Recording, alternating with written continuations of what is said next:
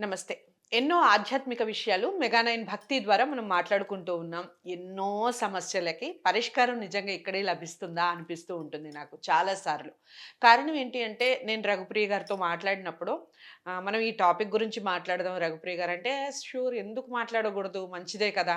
అని ప్రతి టాపిక్‌కి నేనెలా అయితే ఇంట్రెస్టింగ్‌గా అడుగుతానో అంతకన్నా ఇంట్రెస్టింగ్‌గా ఒకవేళ తనకి ఒక 50, 60% తెలుసున్నా చాలా వరకు 100% మనం బెస్ట్ ఇవ్వాలి అని తప్పకుండా తెలుసుకొని, మేము చేసే ఏ కార్యక్రమం అయినా ఊరికే తూచాగా అలా చేసేయడం మాత్రం జరగని పని.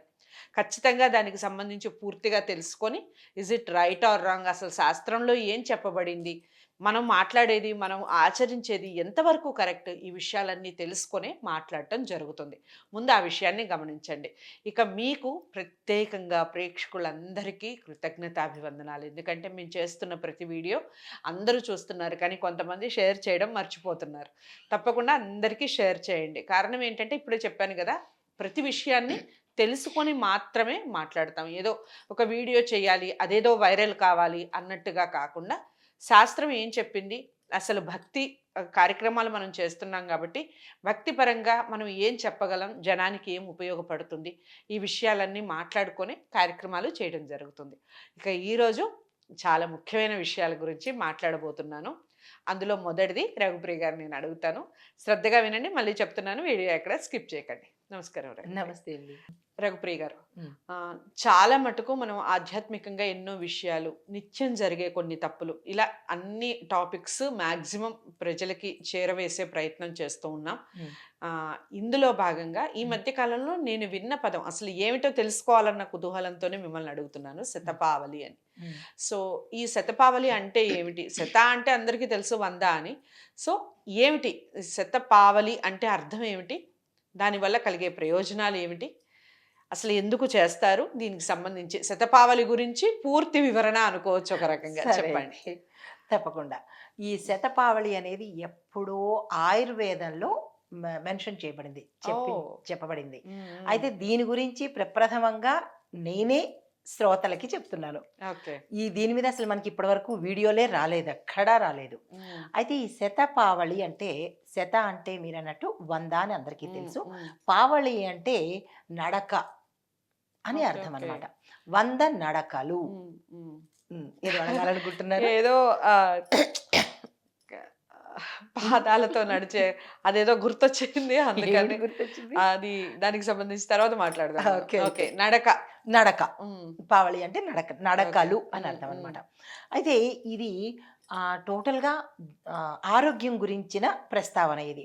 అయితే ప్రతి మనిషి ఏం చేస్తుంటారు? అన్నం తినంగానే వెంటనే టీవీలు చూడడమో, లేదా మంచం ఎక్కడమో చేస్తున్నాము. మన దైనందిన జీవితంలో అనారోగ్యానికి ప్రప్రథమంగా ఈ శతపావళి చెయ్యకపోవటమే. హ్మ్. చాలా అనారోగ్యాలకి కారణము. అదే కాలిక్యులేషన్ చేస్తున్నాను. ఎలా కుదురుతుందా ఇది అని. అయితే ఓకే. అన్నం తిన్న వెంటనే హ్మ్. ఎవరైనా సరే తిన్న వెంటనేనా? తిన్న వెంటనే ఓకే. చేతులు ఓకే. కడుక్కోంగానే హ్మ్. హ్మ్. అన్నం తిన్న వెంటనే లేచి ఉత్తి పాదాలతో కనీసము 100 లెక్క పెట్టుకోండి. మీరు ఇటు నుంచి ఇటు నడుస్తారా? లేదా ఇటు నుంచి ఇటు నడుస్తారా? ఏదైనా సరే. నాకు ఇంకొక పెద్ద డౌట్ అండి. యాక్చువల్‌గా అది చెప్పండి. కూడా తెలీదా అని ప్రేక్షకులు కూడా కామెంట్ చేయొచ్చు. ఇప్పుడు అడుగు అంటారు కదా! హ్మ్. అడుగు అంటే ఒక్క పాదంతో ఏసేదా? 2 పాదాలు 2 సంపూర్ణంగా కలిపినది కలిపితే ఒకటి. ఒక పాదమా? మన కాలిక్యులేషన్స్‌లో ఒక పాదం అడుగు అంటే ఒక పాదమే. ఒకటే. ఈ అంటే ఇప్పుడు ఇది హ్మ్. అడుగండి. హ్మ్. మనం యాక్చువల్‌గా ఇలా ఒక ఉంటాం పాదం. కదా! ఆ! ఇది పాదం. ఆ!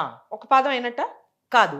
ఇది ఇది కలిపితే ఒకటి రైటు, లెఫ్టు కలిపి ఒకటవుతుంది. ఒక అడుగు కింద లెక్క. ఒక్క అడుగు కింద లెక్క. అంటే ఓకే. ఒకటి అన్నది లెక్క పెడతాము. ఓకే. మళ్ళా మనం మెజర్‌మెంట్స్‌లో ఇల్లు వాటిలో స్థలాలు మెజర్‌మెంట్స్‌లో మాత్రము ఒక ఒకటి 1 ఫీటే. వేస్తే సరిపోతుంది. అదే ఒకటి. ఓకే. ఓకే. నిజంగా నాకు తెలీదు ఈ విషయం.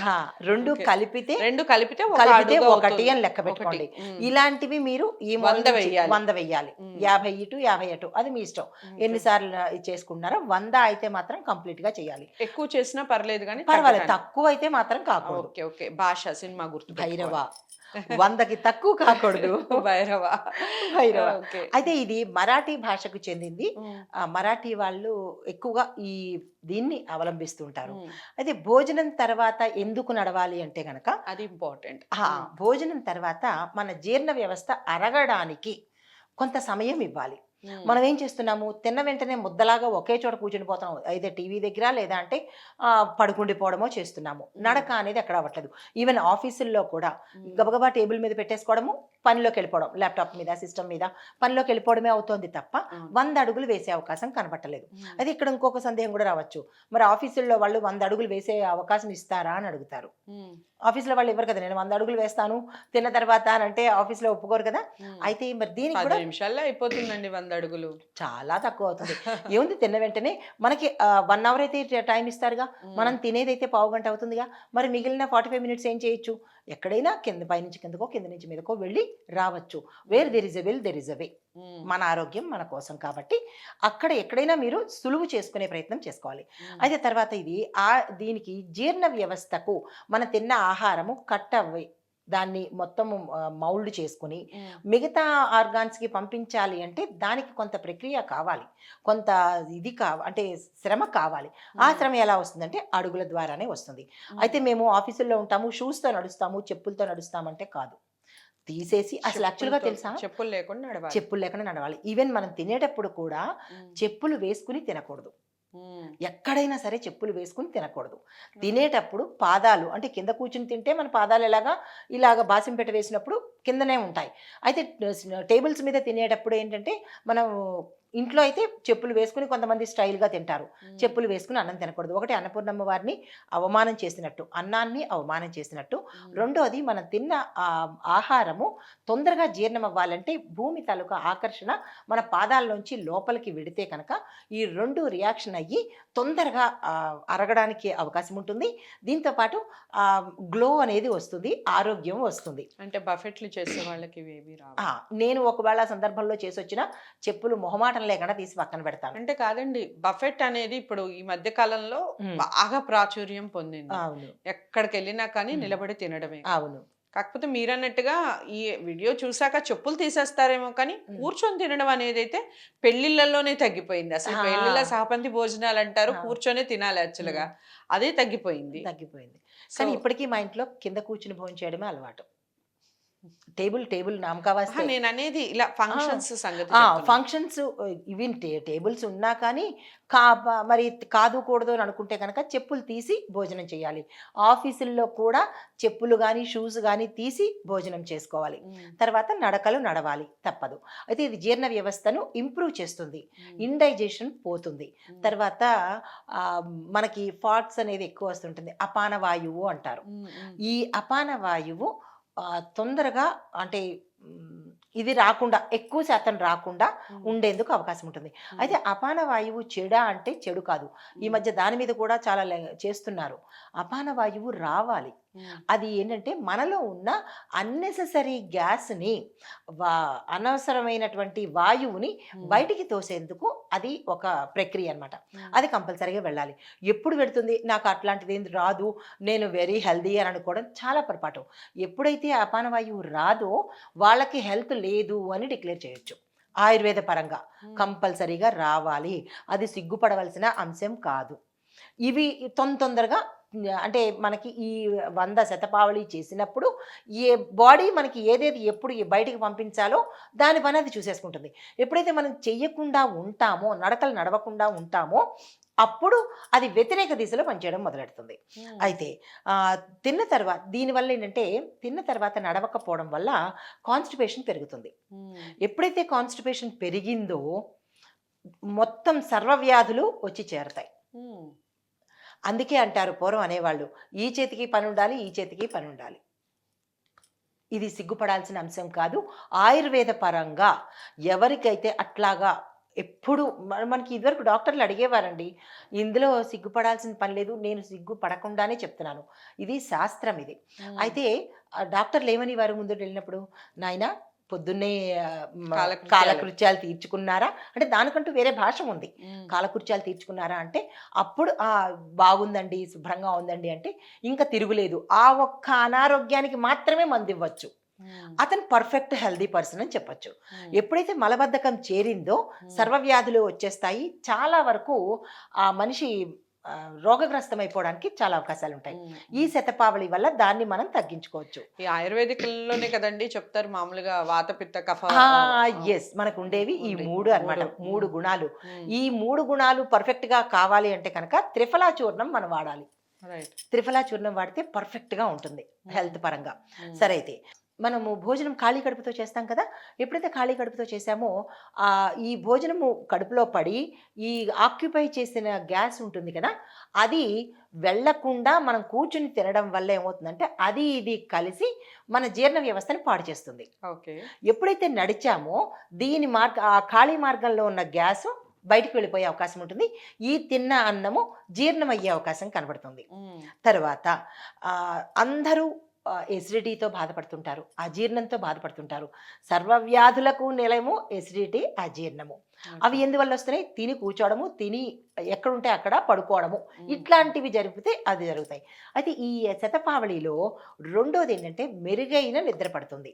రాత్రి భోజనం చేసే సమయాలను కూడా మార్చుకుంటూ ఉండాలి. హ్మ్. 8:30 అంటే కుదరకపోవడం అనేది సెకండరీ. 8:30కి కనుక మనం కరెక్ట్‌గా భోజనం చేస్తే, భోజనానికి, నిద్రకు కనీసం 2:30 గంటలు గ్యాప్ ఉండాలి. అది అవ్వకుండా 11, 12 గంటలకు తినడం వల్ల ఈ వ్యాధులు వచ్చే అవకాశాలు ఎక్కువ కనబడుతున్నాయి. ఓకే. అందులో మరీ ముఖ్యంగా నిద్ర లేనితనం ఒకటి కనబడుతుంది.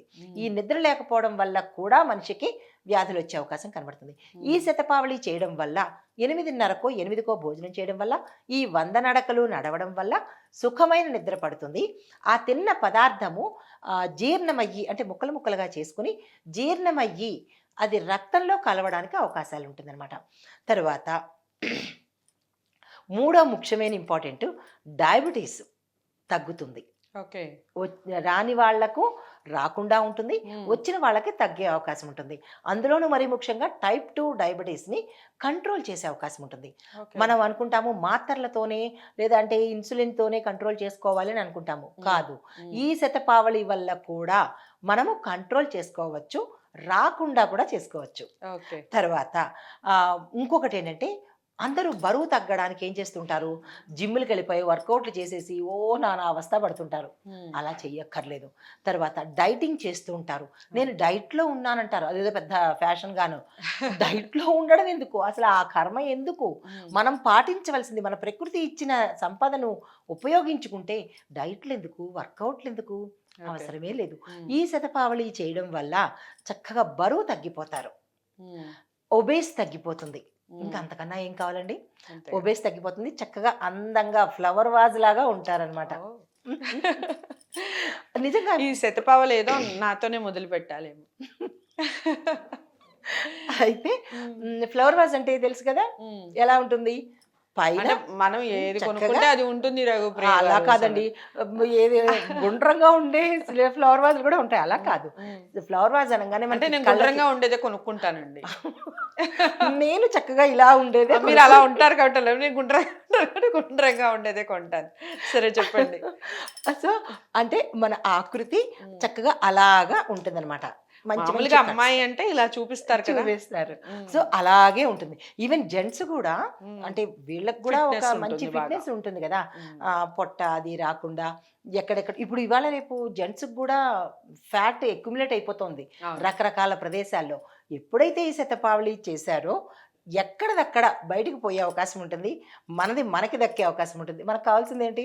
ఆరోగ్యం, ఆనందం. నిద్ర, ఆనందం, అందం కూడా.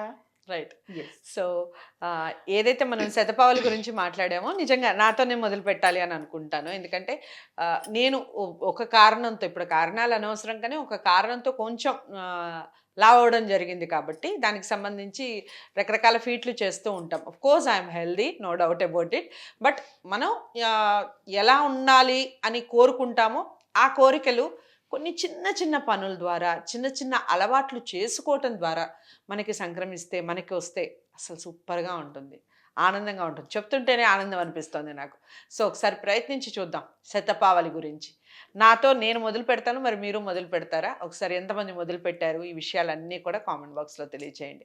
రఘుప్రియ గారిని కనుక్కోవాలి. ఇలాంటి ఇంకా చాలా విషయాలు కనుక్కొని, మాట్లాడి ఆ తర్వాత మేము మొదలుపెడతాం అనుకునే వాళ్ళు ఎవరైనా ఉంటే స్క్రీన్ మీద కనపడే నెంబర్కి కాల్ చేయండి. రఘుప్రియ గారి అపాయింట్మెంట్ లభిస్తుంది. సో వీడియోని లైక్ చేసి అందరికీ షేర్ చేయండి. మరి ఛానల్ని సబ్స్క్రైబ్ చేసుకోవడం మర్చిపోకండి. మరో మంచి వీడియోతో మళ్ళీ కలుద్దాం. నమస్తే. నమస్తే.